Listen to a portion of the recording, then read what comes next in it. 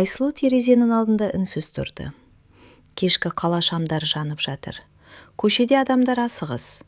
Біреу үйіне, біреу кездесуге, біреу жай ғана өз өміріне. Ал Айсұлу бір сәтке көзін жұмды. Ішінен баяғы таныс сөздер қайта жаңғырды. Мен бәрі, мен әйелмін де, еркекпін де, мен тірекпін, мен жауапкершілікпін. Осы сөздер оны өмір бойы сүйреп келген. Жұмыс, үй, балалар, несие, жөндеу, ауру, қиындық, бәрі оның мойнында. Егер мен істемесем, кім істейді? Бұл сұрақ оған бала кезінен таныс еді. Бір кезде анасы айтатын: «Қызым, сен өзіңе тым қаталсың». Ал Айсұлу күлетін: «Әй, мама, басқа амал бар ма?» 40 жас. Біреу үшін бұл жаңа өмірдің бастауы, ал Айсұлу үшін тоқтаусыз жүгірістің жалғасы. Жақсы қызмет. Фармацевтикалық компанияда бөлім басшысы. Қол астында адамдар бар. Олардың проблемалары да Айсұлудың мойнында. Үйде 2 бала. Аружан 15 жаста. Мінезі өткір, тілі ащы, бірақ жүрегі жұмсақ. Мирас 10 жаста. Әлі бала, әлі сенгіш, әлі анасына жабысып жүреді. Және баба Нұрия, бұрынғы енесі. Бұрынғы. Көп адам түсінбейді. Неге сен ажырасқаннан кейін де енеңмен бірге тұрасың? Айсұлу жауап бермейді. Өйткені бәрін түсіндіру мүмкін емес. Кейде түнде жалғыз отырғанда ол ойлайды: мен шаршадым. Бірақ ертеңіне қайта тұрады. Тағы да жұмыс, тағы да міндет, тағы да керек. Оның ішінде кішкентай қыз әлі тірі. Сол қыз кейде сыбырлайды: мен де әлсіз болғым келеді. Мені де біреу қорғап тұрса екен.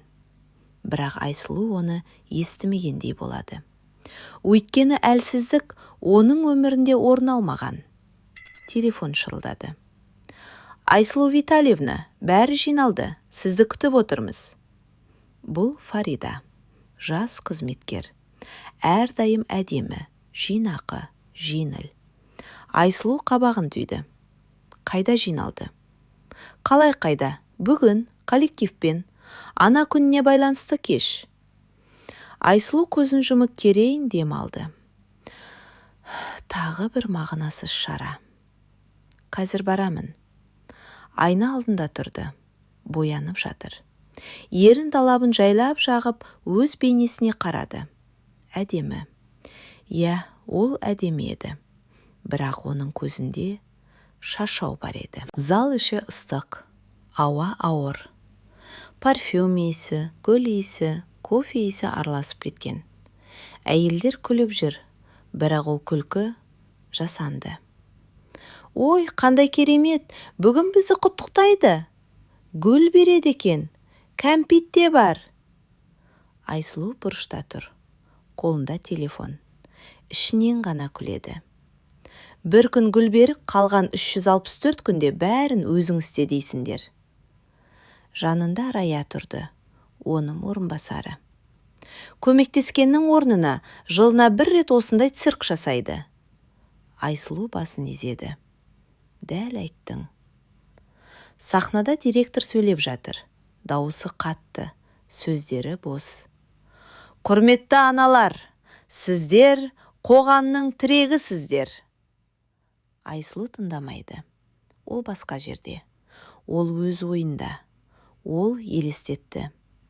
Егер бір күн барлығы тоқтаса, ешкім ештеңе сұрамаса, ешкім ештеңе күтпесе, кенет өз ойынан шошып кетті. Жоқ, олай болмайды. Өйткені ол білетін, егер ол тоқтаса, бәрі құлайды. 2 сағат өтті. Қолында гүл, пакет, кәмпит, кофе, шашау. Кешкі қала. Айсұлу подъезге қарай баяу келе жатыр. Аяғы ауыр, ығы шашаған, жаны бос. Сол кезде ол оны көрді. Кіреберістің жанында қара киімде, көлеңкеде тұрған. Рүстем! Айсұлу бір сәт тоқтап қалды. Жүрегі сәл ғана қысылды. Жоқ, сағынғандықтан емес, естеліктен, ауыр естеліктен. Ол баяу жақындады, иісін сезді. Спирт. Жоқ, бірақ жасырылған. Айсұлу! Сол баяғы дауыс. Жалтақ, жалынышты, жалған. Не керек? Деді ол суық. Мен сөйлескім келеді. Мен шашадым, қысқа айт. Бұл сен үшін. Айсұлу күліп жіберді.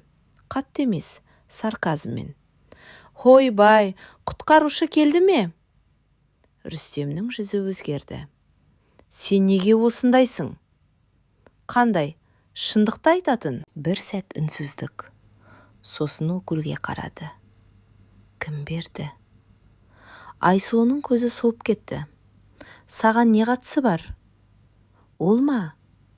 Осы жерде бір нәрсе өзгерді. Ауа ауырлады. Қауіп пайда болды. Айсұлу бір қадам алға шықты. Рүстем артқа шегінді. Менің өміріме араласпа. Дауысы тыныш, бірақ қатты. Сен бұл құқықтан айырылғансың. Рүстем төмен қарады. Мен сені көрдім. Үнсіздік. Сен оны жақсы көресің бе? Айсұлу жауап бермеді, бірақ оның жүрегі жауап беріп қойған еді. Рүстемнің сұрағы ауада ілініп қалды. Сен оны жақсы көресің бе? Айсұлу бірден жауап бермеді. Жүрегі дүрсілдеп тұр. Сол сұрақтан емес, өзінің жауабынан. Ол адам Данияр еді. Оның есімі Айсұлудың ішінде ерекше естілетін. Жай ғана ер адам емес, жай ғана қарым-қатынас емес, басқа. Алғаш рет олар кездесте Айсұлу әдеттегідей дайын еді. Күдіктенуге, қорғануға, бақылауға. Өйткені ол бұрыннан үйренген. Ер адамдардың бәрі бірдей, тек уақыт керек шын бет ашуға. Бірақ Данияр, ол асықпады. Ол талап етпеді. Ол Айсұлудан ештеңе сұрамады. Тек тыңдады. Бір күні ол, сен шашағансың, деді жай ғана. Айсұлу бірден жауап берді. Жоқ, бәрі жақсы. Автомат, қорғаныс. Данияр күліп қойды. Жоқ, сен бәрін өзің көтеріп үйренгенсің, бірақ ол міндет емес. Осы сөз Айсұлуды тоқтатып тастады. Ол алғаш рет. Біреу оның ішін көргенін сезді. Содан бастап бәрі өзгерді. Данияр оны күтіп жүрді. Жұмыстан кейін. Кейде жай ғана кофе, кейде ұзақ әңгіме. Кейде үндемей бірге отыру. Бірде ол. Сен бәрін жалғыз істемеуің керек, деді. Айсұлу күліп. Ал кім істейді? Данияр иығын көтерді. Мысалы мен. Осы сөз. Қарапайым еді, бірақ Айсұлу үшін бейтаныс. 6 ай өтті, олар жақындады. Жақын емес, терең. Айсұлу түсінді. Мен оны жақсы көрем. Бірақ сол ойдан өзі қорықты. Маған қатысы жоқ дейсің бе? Деді Рүстем. Иә, қатысы жоқ. Ал балалар ше? Айсұлуның көзі суып кетті. Сен қашаннан бері балаларды ойлайтын болдың? Рүстем үндемей қалды, бірақ тоқтамады. Олар үшін қиын болады, басқа еркек. Сол сәтте Айсұлу жарылды. Қиын болады ма? Дауысы қатты шықты. Кешкі тыныштықты тіліп өтті. Оларға қашан оңай болды, айтшы. Рүстем селк етіп артқа шегінді. Сен олардың өмірінде қай кезде болдың? Сабақтарына қарадың ба? Ауру болғанда қасында болдың ба? Қызыңның қандай ән тыңдайтынын білесің бе? Ұлың неден қорқатынын білесің бе? Әр сұрақ соққы, әр сөз шындық. Сен тек іштің, өз-өзіңді аядың, сол ғана. Рүстем басын төмен түсірді. Мен қателестім. Кеш. Үнсіздік. Ұзақ. Ауыр. Мен сені көрдім, деді ол баяу. Сен бақытты болып жүрсің. Айсұлу бір сәт тоқтап қалды. Мен ондай өмірді саған бермедім. Осы сөз Айсұлудың жүрегіне тиіп кетті. Бірақ ол өзін жинады. Иә, бермедің. Рүстем басын изеді. Мен кеш қалдым. Сосын көтеріліп қарады. Бірақ сен ойланып көр. Еркектер, олар... Ол сөзін аяқтамады. Қолын бір сілтеді. Өзің білесің. Сосын бұрылып кетіп қалды. Айсұлу артынан қарады. Жаны ашыды ма? Жоқ. Бірақ бір нәрсе қозғалды ішінде. Ауыр, түсініксіз. Есікті ашқанда Айсұлу бірден түсінді. Бір нәрсе болған. Үй тым-тыныш. Қонақ бөлмеде үшеу отыр. Аружан, Мирас, Қамар апа. Бәрі оған қарап отыр. Айсұлу жай ғана.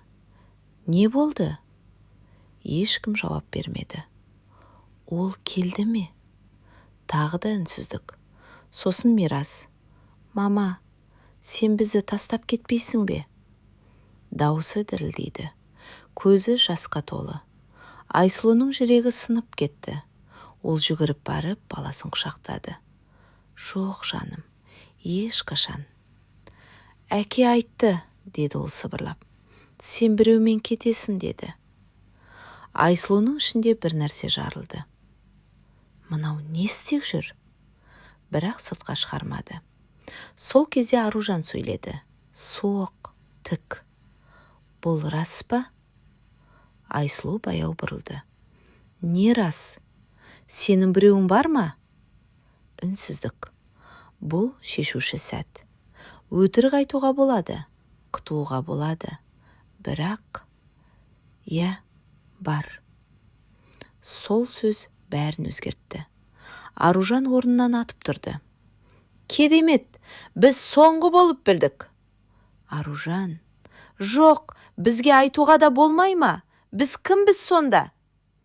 Мирас жылап жіберді. Қамар апа, қызым, балаларды да ойлау керек. Айсұлу өзін сотта тұрғандай сезінді. Барлығы оған қарсы. Мен де адаммын, деді ол жай ғана. Бірақ бұл сөз ешкімге жетпеді. Телефон шырылдады. Данияр. Айсұлу ваннаға кірді. Есікті жапты. Иә, айттың ба? Даусы жылы, таныс, қауіпсіз. Иә, қалай қабылдады? Айсұлу үндемеді. Мен келейін бе? Танысайық бәріміз. Осы сәтте Айсұлу бәрін көрді. Болашақты, қақтығысты, жылауды, қысымды. Жоқ, деді баяу. Неге? Бұл қиын болады. Білем, бірақ бірге өтеміз. Айсұлу көзін жұмды, жас ақты. Мен шашадым. Онда одан да бірге болайық. Сен жалғыз емессің. Осы сөз өте жылы, өте дұрыс. Бірақ қорқыныш күштірек болды. Жоқ, болмайды. Үнсіздік. Сен кеткің келе ме? Айсұлу жауап бермеді, бірақ бәрі түсінікті болды. Жарайды, деді Данияр жай ғана. Қоңырау үзілді.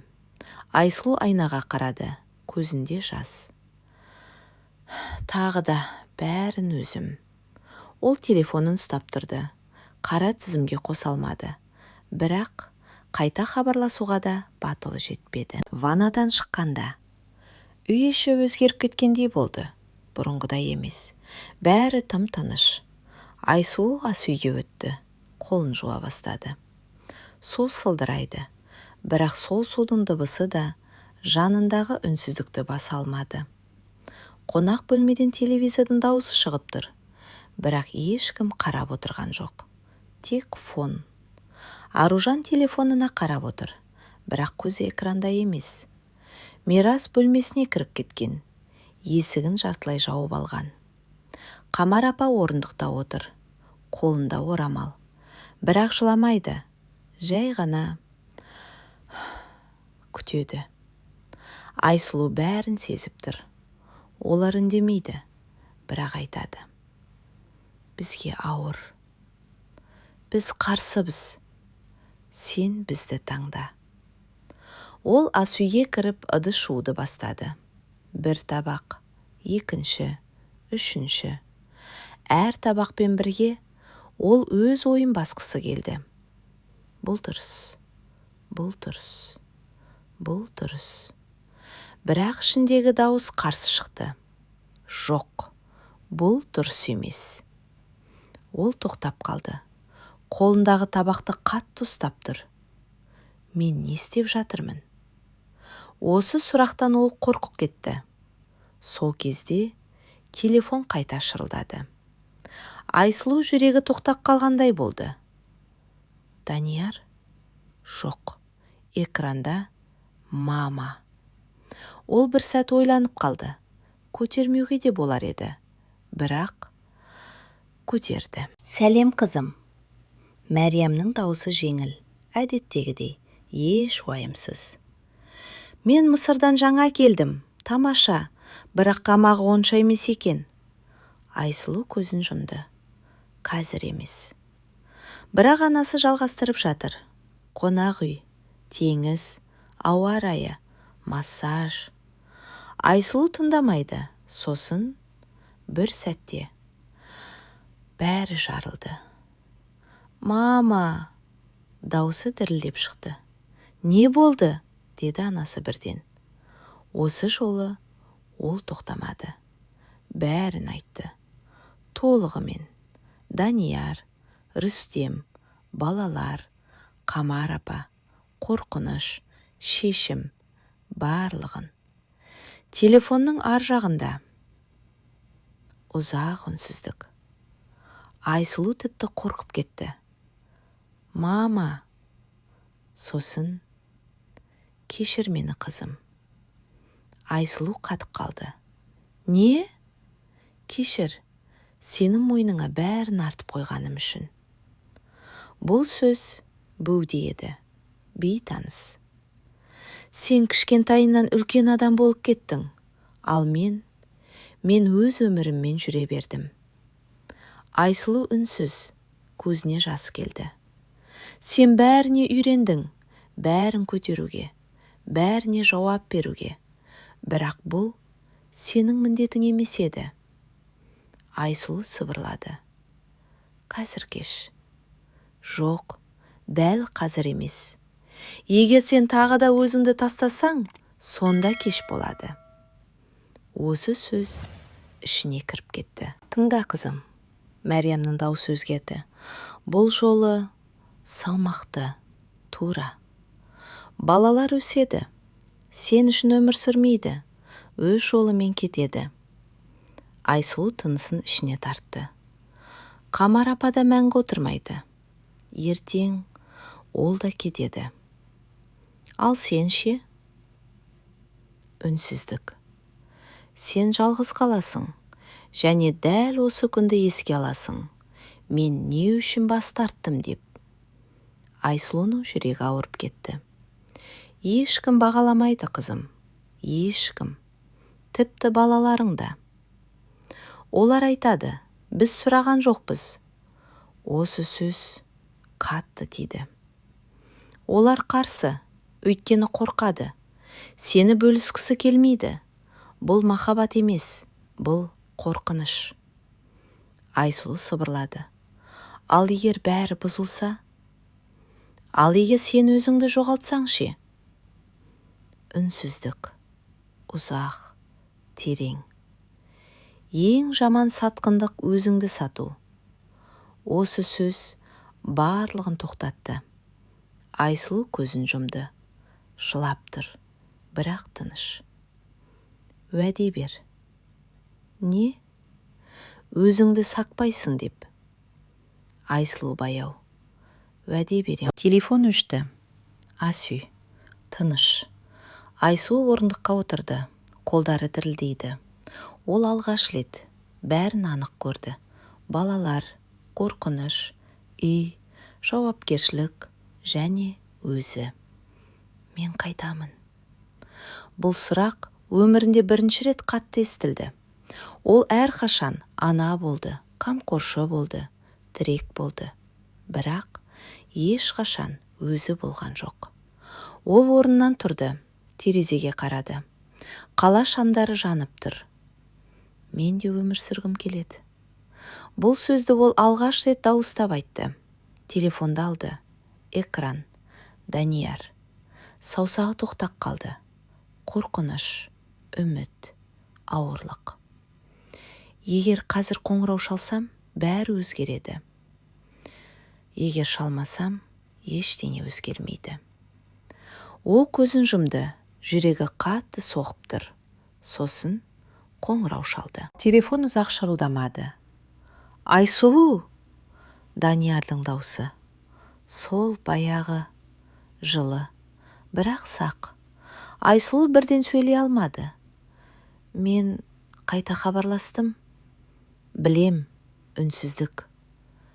Мен қаштым, деді ол ақырын. Данияр демін ішіне тартты. Мен түсіндім.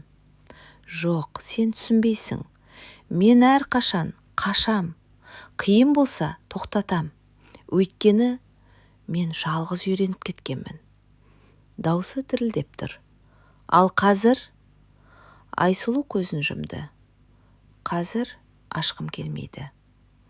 Ұзақ тыныштық. Бұл оңай болмайды, деді ол. Мен де оңай болады деп айтқан жоқпын. Балалар, қарсы, үйде бәрі ауыр. Мен сенен ештеңе тартып алмаймын, бірақ сен өзіңді де жоғалтпа. Осы сөз жай, бірақ тура. Айсұлу сыбырлады. Маған уақыт керек. Мен күтем. Сол сәтте Айсұлуның ішінде бір нәрсе орнына келгендей болды. Ол қонақ бөлмеге шықты. Барлығы сонда. Аружан, Мирас, Қамар апа. Олар күтті.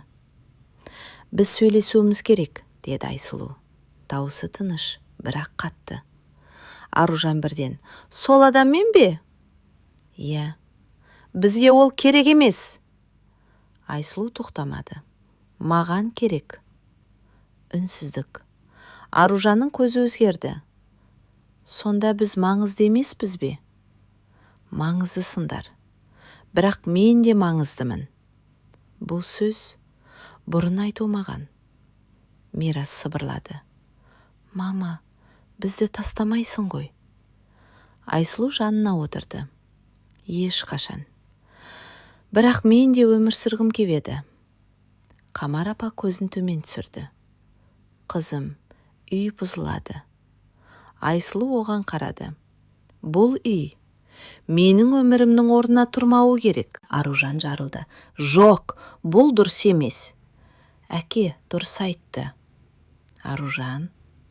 Жоқ, сен өзгердің. Сен бұрын ондай емес едің. Айсұлу ішінен ауыр сезінді. Иә, мен өзгеріп жатырмын. Маған ұнамайды. Маған да бұрынғы өмір ұнамайтын. Бұл сөз ауыр. Аружан көзінен жас шығып кетті. Сен бізді таңдамадың. Айсұлу баяу. Мен өзімді де таңдадым. Сол түн ешкім ұйықтамады. Аружан есігін тарс жауып алды. Мирас жылап ұйықтады. Қамар апа ұзақ отырды. Тыныш. Айсұлу терезе алдында тұр. Қала, шамдар, тыныштық. Мен дұрыс істедім бе? Бұл сұрақ қатты, бірақ жауап жоқ. Таң, ас үй. Аружан сөйлеспейді. Мирас көзін көтермейді. Қамар апа, шай іш. Айсұлу отырды. Бәрі бөтен сияқты, бірақ бұл оның таңдауы. Кеш. Айсұлу мен Данияр. Кафеде. Ұзақ үнсіздік. Қиын болды ма? Иә. Қазір де қиын ба? Иә. Данияр басын изеді. Бірақ сен келдің. Айсұлу оған қарады. Мен қашқым келмеді. Менде идеал өмір жоқ, деді Айсұлу. Менде де жоқ. Менде багаж бар. Менде де. Олар бір-біріне қарады. Бізге қиын болады, деді ол. Білем. Сен шыдайсың ба? Егер сен қашпасаң, иә. Айсұлу үйге қайтты, есікті ашты. Тыныш. Аружан жоқ. Қайда? Қамар апа. Достарына кеткен. Жүрегі қысылды. Түн. Айсұлу күтіп отыр. Телефонға қарайды. Қайда жүр? Қорқыныш. Бұл жаңа өмірдің бағасы. Түн. Телефон шырылдады. Аружан. Мама, мен келем. Айсұлу көзін жұмды. Жылап жіберді. Бірақ бұл қорқыныш емес. Бұл өмір. Ауыр. Шынайы. Ол терезеге қарады. Алда не болады белгісіз. Бірақ бір нәрсе анық еді. Бұл жолы ол өзінен қашпайды. Келесі күн.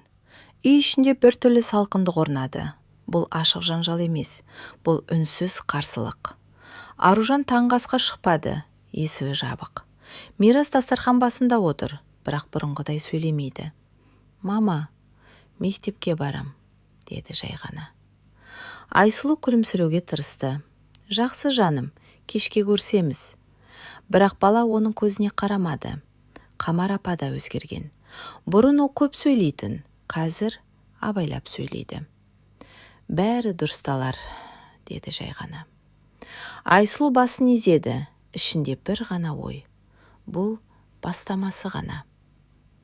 Жұмыс. Барлық әдеттегідей. Құжаттар, жиналыс, телефондар. Бірақ Айсұлуның ішінде тыныштық жоқ. Фарида келді. Айсұлу апай, бәрі жақсы ма? Иә, неге? Сіз бүгін басқа сияқтысыз. Айсұлу күлімсіреп қойды. Шаршаған шығармын. Бірақ ол өзі білді. Бұл жай шаршау емес. Бұл өмірдің өзгеруі. Күннің ортасында телефонға қарады. Даниярдан хабар жоқ. Жүрегі сәл қысылды.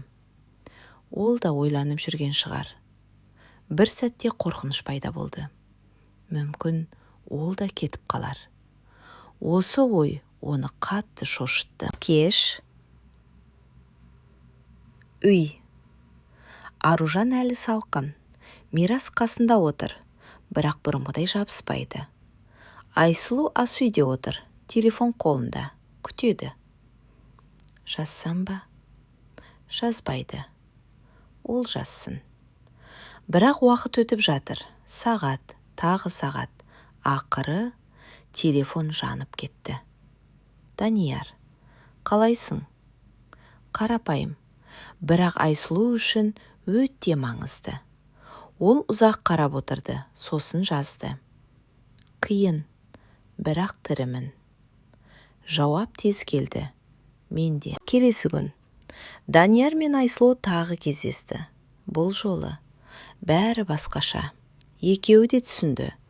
Бұл енді романтика емес. Бұл шешім. Мен сенің өміріне кіргім келеді, бірақ бәрін бұзғым келмейді, деді Данияр. Айсұлу басын изеді. Мен де қорқам. Қорқу қалыпты, қашу таңдау. Айсұлу оған қарады. Мен енді қашпаймын. Данияр күлімсіреп қойды. Онда бізде шанс бар. Аружан әлі толық ашылған жоқ. Мирас әлі де сақ. Қамар апа әлі де қорқады. Ештеңе бір күнде түзелмеді. Бірақ бір нәрсе өзгерді. Айсұлу енді таңертең оянғанда тек міндетпен емес, үмітпен де тұратын болды. Терезеге қарады. Қала сол баяғы. Бірақ ол басқа. Мен әлі бәрін білмеймін, бірақ мен енді өзімді жоғалтпаймын. Жарық өшті, түн тыныш, ал өмір жалғасып жатыр. Сен қалай ойлайсың? Айсұлу дұрыс шешім қабылдады ма? Пікірге жаз, ұнаса лайк. Тағы да осындай оқиғалар үшін подписка.